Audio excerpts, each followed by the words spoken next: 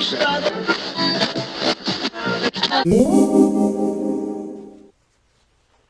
everybody. I'm Bella, aka GEMZ, and I am here with my very good friend today, Liam.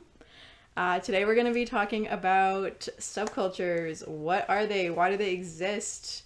And do we still have the space to hold for them in our delicate contemporary society? What are they? What's a subculture? So, according to a quick Wikipedia search that I did to get these facts for you, a subculture is a group of people within a cultural society that differentiates itself from the conservative and standard values of which it belongs to. It usually maintains some of the founding principles of the mainstream. Subcultures usually develop their own norms and values regarding culture, politics, sex, and are typically pretty wanting to reject the mainstream coded things. Subversive, perhaps. Some may say. Yeah. They would say that. Subcultures are part of society while keeping their specific characteristics intact. It's a concept that was developed in sociology as well as in culture studies, so it is rooted in a lot of critical theories. Love those guys. And as early as the 50s, a sociologist named David Reisman made distinctions between the majority and subcultures. Reisman defined the majority as those who passively accepted commercial provided styles and meanings, while subcultures actively looked for minority styles that were distinguishable. So, as Liam said, subcultures are a subversion to normalcy. Some people today will say that subcultures have completely disappeared, but I don't really know about that. I don't know about completely. I think they're probably a lot less visible now than they used to be. You're not seeing... Like maybe the goal of it these days. Yeah, to be a little bit more on the quiet side. Yeah. What do they say? Hyper-individual, maybe? Maybe. The quiet minority, as they say. But yeah, you're not seeing punks kind of like lofting around inner cities as much as they used to maybe in the 60s and 70s.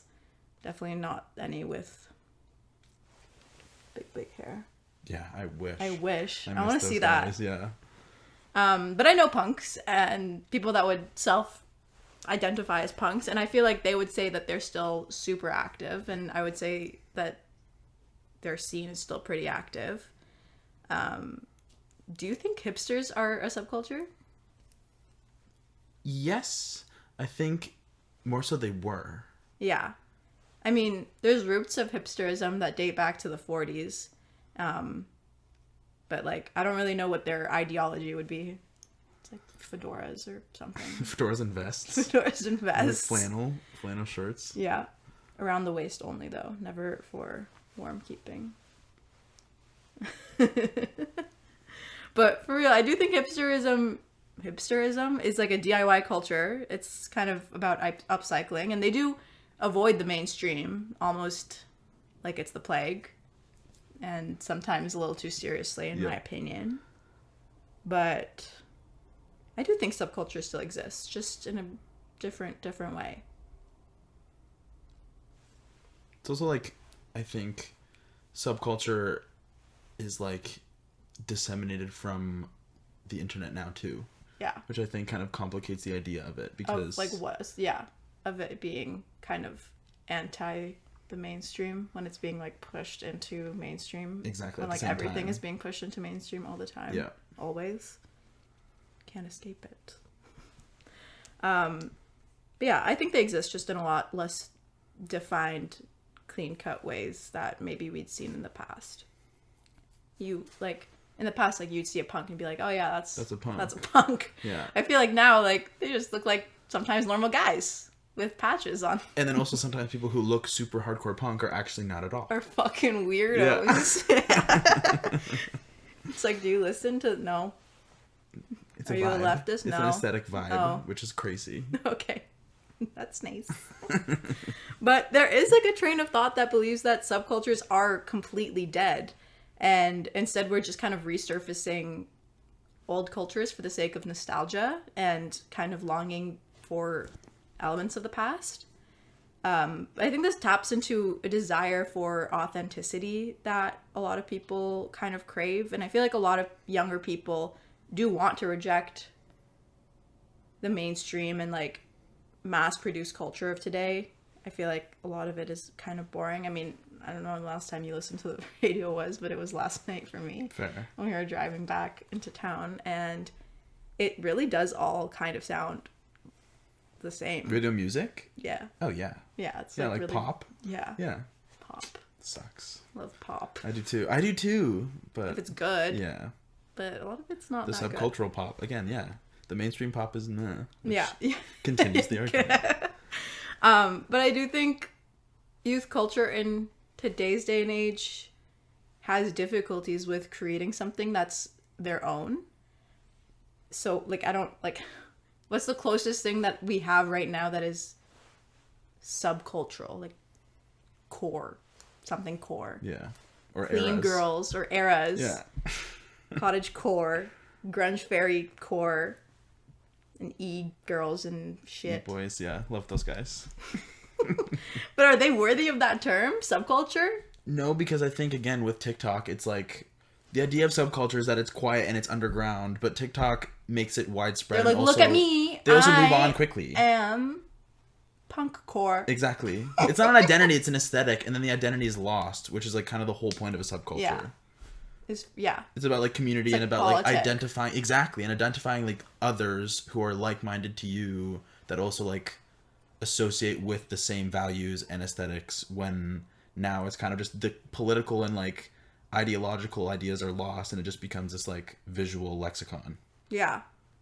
Yeah. Which is kind of counterintuitive to the idea of a subculture. Yeah. Especially because a lot of subcultures are based in DIY, which we're going to get to very soon. But it's like people don't really involve themselves with the politics anymore, which I think is so counterintuitive to what subculture is meant to be. Yeah. But you know how I mentioned earlier about hipsters? I feel like they are kind of representative of like the DIY scene in more modern contemporary times. I mean, but even with that, like, where are the hipsters now? Where'd they go? On Hussington Street.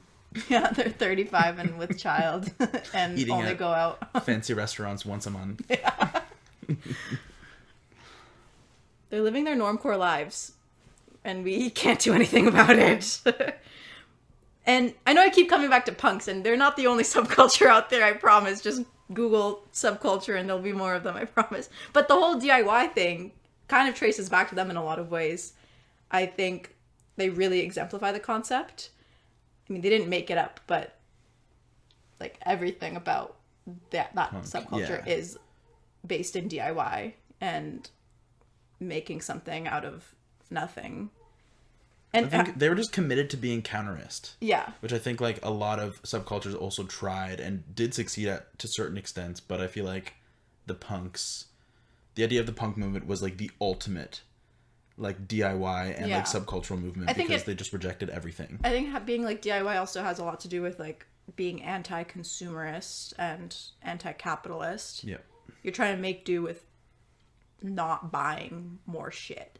Which is another reason why I think it's so silly when, like, you see these, like, videos and it's, like, my punk closet and it's, like, Dolls I found Kill. this on Dolls Kill and I found this one on Amazon. I'm like, maybe that makes no sense, actually. I feel like that doesn't make any sense. But again, I'm like, where are the kids going to get their studded bracelets? Also, like, who am I to say? Amazon. Who am I to say if it's not the new punk? Like, I'm not a punk. I'm not a punk, I don't know. Maybe punks do buy things from Dolls Kill. Punks do now. Exactly. They just buy things from Amazon. We're gonna get killed for saying that. Come at us, punks. I'm kidding. I don't buy anything from Amazon. I hope. I don't. But hipsters did that too. Like, they had like their own kind of DIY thing going. And I feel like the hipster that we're envisioning, though, in this context, are extinct. They were big like between 2007 and 2012, like during that like indie sleaze era, so to speak. But you know what I mean? Like the American Apparel and the big, thick rimmed glasses, and they all have their own blogs, and somehow curly Q mustaches. Yeah, and somehow weird niche celebrities were like partying with these random people all the time, and you just don't see that archetype of person anymore, I don't think. But I feel like they were into the DIY thing, especially with parties and stuff. And I feel like they had their big moment because of like the recession. I feel like because of the 2008 recession, there was this kind of bubble of a little inkling of a little subculture going on, just because people didn't have money and they were like, well, we gotta make do somehow and still have fun. Another thing about the hipster movement too that I think we don't think about is that it was like kind of pre-social media. And like obviously like pre-recession, but like even like I think the introduction to social media kind of also they had like changed the context. Flickr. Exactly. There was like pre-Instagram hipster social media. Exactly. But once Instagram kind of entered the chat, I feel like it like shifted the vibe of being a hipster, because then it became, I think, less about like being like counterculture for the sake of it, and being counterculture to like appeal to the masses at the same time. Yeah, they're like, look, I'm so different. I'm way cooler than you because I listen to like I'm different, and I listen Vampire to Weekend, Crystal Castles. Well, look, this is exactly what I'm talking about. Like their 2010 recession hipster dude starter pack. He looks just like our camera guy.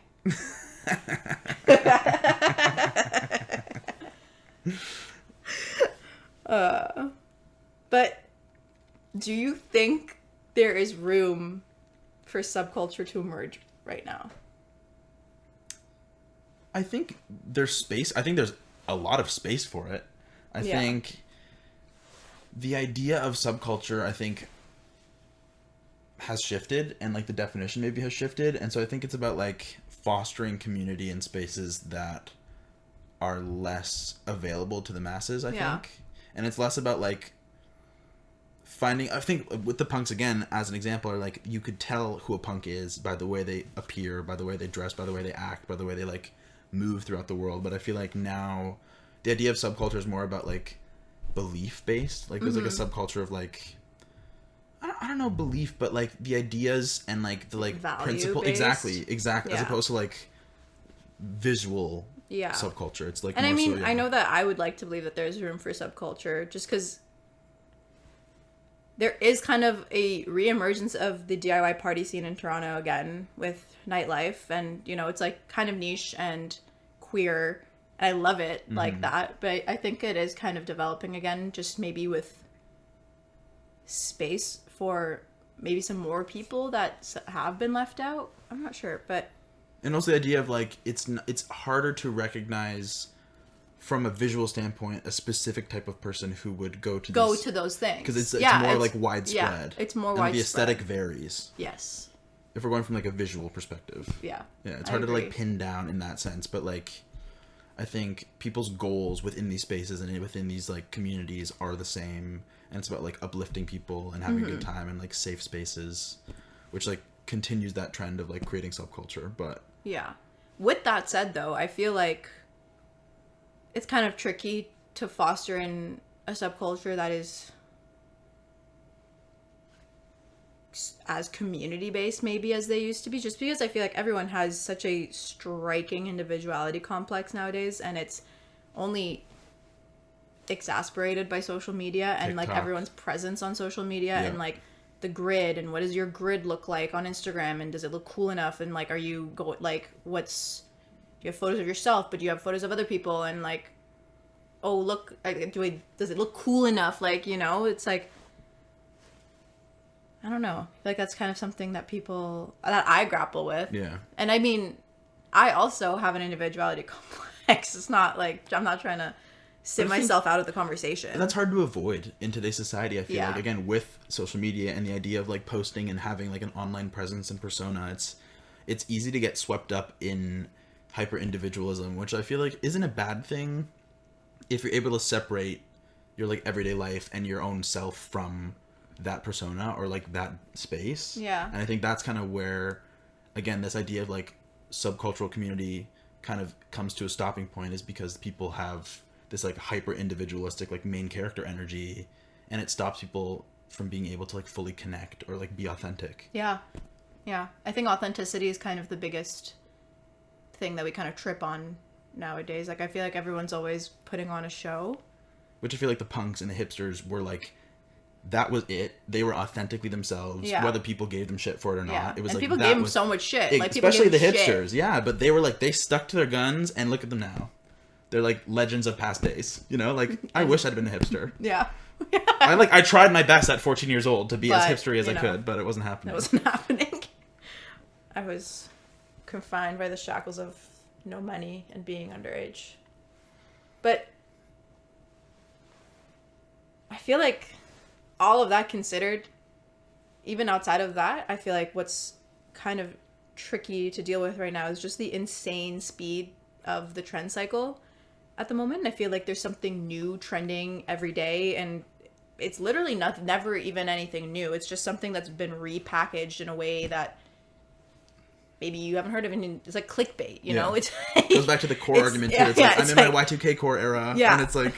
It's like, what is a blueberry milk nail? It's like, literally, and you're like, what is that? And you click on it and you're like, oh, it's baby blue. It's just been baby blue nails. Okay. But they're like, we did it, guys. There's something new.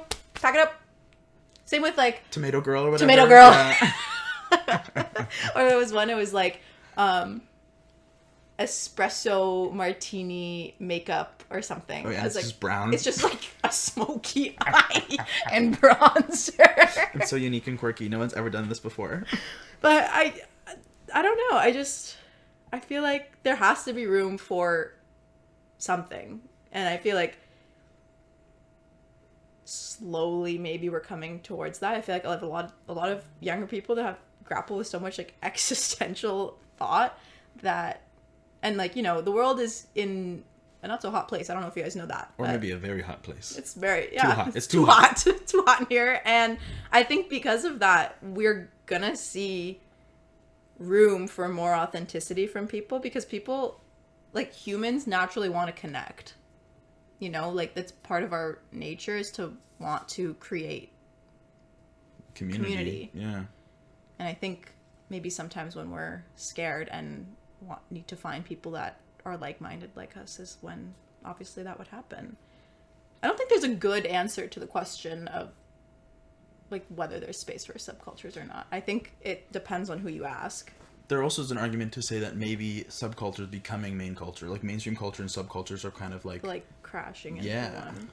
Which is maybe part of the issue as well. Yeah. I think it definitely is part of the issue, because then there's nothing... There's ample space and also no space to like separate from the mainstream. And then there's like no subversion, and like I feel like sometimes there's no pushback. There's no question of what we're doing and what is normal, so to speak. Yeah. I don't know.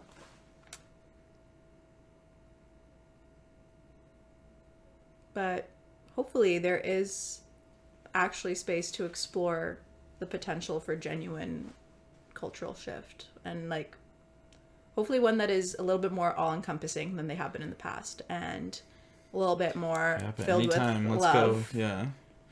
But I will tell you one last thing as we leave off. The people that have made me the most critical of questioning authenticity when it comes to subcultures were the fucking hippies. Because where are they now? Literally, where are they now? Silent. Yeah. All right.